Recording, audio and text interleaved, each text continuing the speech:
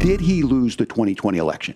Tim, I'm focused on the future. Did Kamala Harris censor Americans from speaking their mind in the wake of the 2020 COVID situation? That is a damning non-answer. It's a damning non-answer for you to not talk about censorship. But you guys attack us for not believing in democracy. The most sacred right under the United States democracy is the First Amendment. You yourself have said there's no First Amendment right to misinformation. Kamala Harris wants to use the power of government and big tech to silence people from speaking their minds. That is a threat to democracy that will long outlive this present political moment. You can't yell fire in a crowded theater. That's the test. That's the Supreme Court test. Tim, fire in a crowded theater. You guys wanted to kick people off of Facebook for saying that toddlers shouldn't wear masks. Senator, the governor does have the floor. Fire in a crowded theater. That is criticizing the policies of the government, which is the right of every American. You'll notice the commie hag moderator stomped all over J.D. Vance when he was making the most effective point there, that these people wanted people censored for saying toddlers shouldn't wear freaking masks. But setting that aside, let's just talk for a moment about how built-in,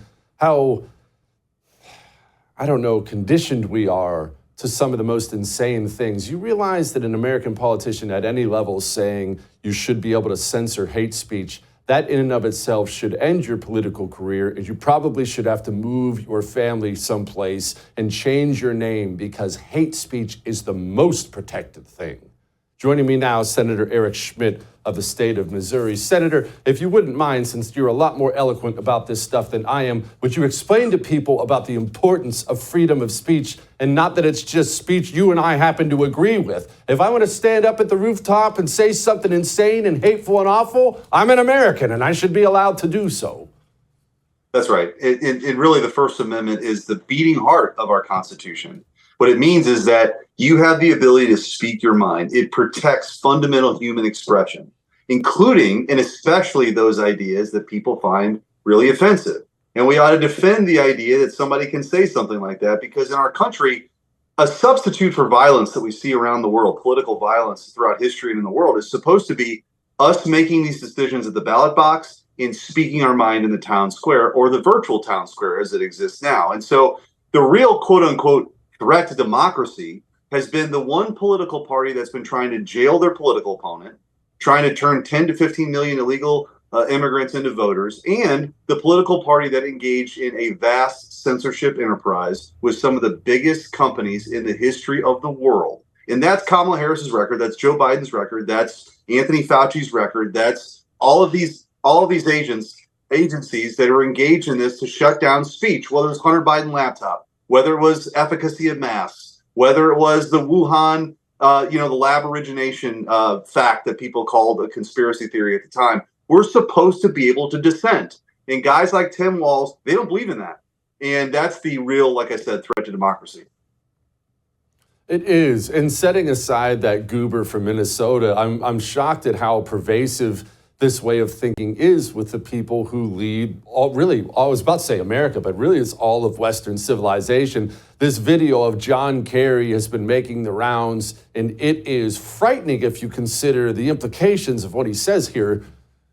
But look, if people go to only one source, and the source they go to is sick and, has an agenda, and they're putting out disinformation, our First Amendment stands as a major block to the ability to be able to just, hammer it out of existence.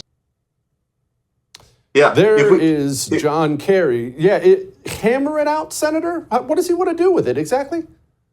Well, if we could just get that pesky Constitution out of the way, all the experts could decide what we can think of here. I mean, it is totally insane. But look at this guy ran for president. John Kerry was like, he's the climate czar. He was Secretary of State. This is not some blogger in his basement.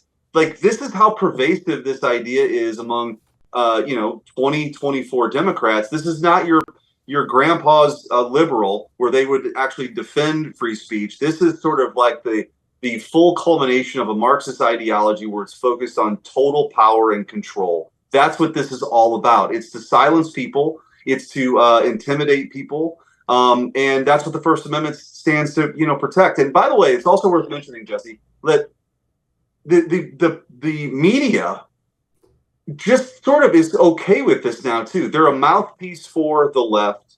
They don't check any of this stuff. The only fact checking they do, and I'm glad JD stood up and pushed back against those moderators, because again, it was a 3-on-1 once again, but he performed great, won that debate, and I think made a really important case, as you led with the fight against censorship.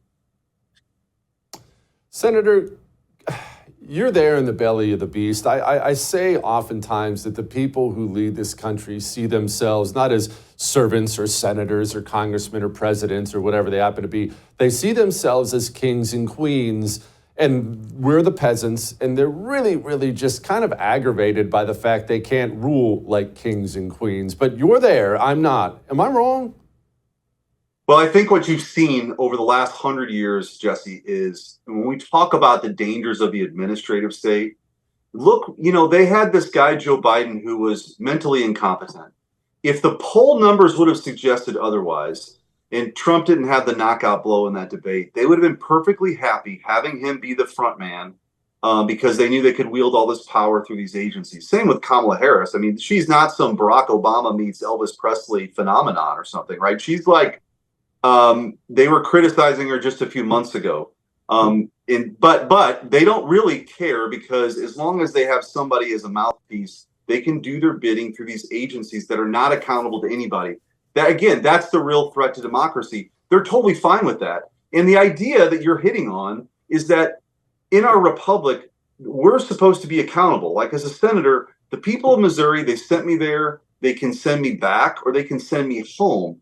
We don't vote on stuff anymore because Chuck Schumer does these omnibus bills. We don't vote on things anymore because they just let these agencies do their bidding. And that's why one of the reasons why people are frustrated. In fact, in my opening speech, the first speech I ever gave, Jesse, coming from being Attorney General to this job, I talked about the two real threats to our republic. The first is, we're talking about both of them right now, this sort of threat to democracy that we have with censorship and the growth of the administrative state. Those are the two main reasons, as I see it, why there's so much frustration out there, is because people feel like they elect people, but nothing really changes in their life, except it gets worse when you have terrible leadership like Joe Biden and Kamala Harris. Senator, how do we fix that? There are so many moments that stand out to me. One of the ones that really drove it home was when Chuck Grassley was, and I think this is before you were there, you were still dominating in the state of Missouri, but Chuck Grassley was interrogating Christopher Wray, and Christopher Wray essentially told him to his face to hurry it up, that he's got a plane to catch. Grassley sat there dumbfounded, and Christopher Wray got up, hopped on a plane, and went on vacation. That is not the way the balance of power is supposed to work. If you're the director of the FBI, you should be pooping your pants when the chairman of the Judiciary Committee wants more time with you, and yet it appears to be flipped. How do we flip it back? Well, I think a couple things need to happen. The first is we've got to have a budget process. I think people think, Jesse, that we have individual appropriation bills and people get to offer amendments and we get to say, you know what, I got a problem with this agency. We're going to pull funding from that. We got to get their attention. There needs to be a policy change. But instead, there's just one big omnibus right before Christmas, very little input, and sort of permanent Washington gets its way. We got to fight against that, number one. Number two, I think getting President Trump into office, he's got 4 years. I think he is committed to actually undoing some of these wrongs and being someone who can have a legacy of defanging these agencies. Because a lot of presidents of both parties, by the way, have been perfectly happy to see the executive branch's power grow. We got to get that away from the executive branch where they're not really accountable, back in the legislative branch where we have to vote on things. Like, if you want to ban gas stoves, we should have to vote on it. If you've got some crazy idea that you're trying to shove down the throats, take away their liberty, we should have to vote on it. Then every 2 or 6 years, we come before the voters and we're accountable. We don't have any of that right now. Speaking of accountable, Senator, we cannot have John Cornyn, John Thune, the same old group of losers, system-serving losers running the United States Senate in the GOP. But I understand from my sources that Cornyn is right now the leader in the clubhouse because the good guys don't run. I don't know whether Rick Scott is going to mount a run or not, but we cannot have this, otherwise nothing ever changes. Well, I'm taking this very seriously. There's Rick Scott has declared that he's running. John Cornyn's declared he's running. And John Thune has declared the running. I'm talking to each one of them. because I want to see reforms. I want to see a Republican Party that reflects who our voters are, right? And so that when we go back up there in January, we actually have an agenda. We're going to protect people's pocketbooks. We're going to protect their liberties, and we don't get caught up in the things that permanent Washington wants to do. So it's a very important decision. These kind of opportunities to pick a new leader don't come up very often, about once in a generation. There's a whole new group of folks there that I think share a similar view that I have. And so it's a very one-on-one kind of thing right now, where you're just trying to talk to everybody that's running and get a sense of what their plans are. Fingers crossed. Senator, you're one of the few good ones we have. We appreciate you very much on this show. Thank you. I would thank you for coming to my YouTube channel, but I know how brilliant it is, and I know you love it here. So subscribe and watch. We're going to start really ramping things up and putting some funny stuff, some interesting stuff out there, some collaborations. Either way, my YouTube channel is officially the place to be. So stick around.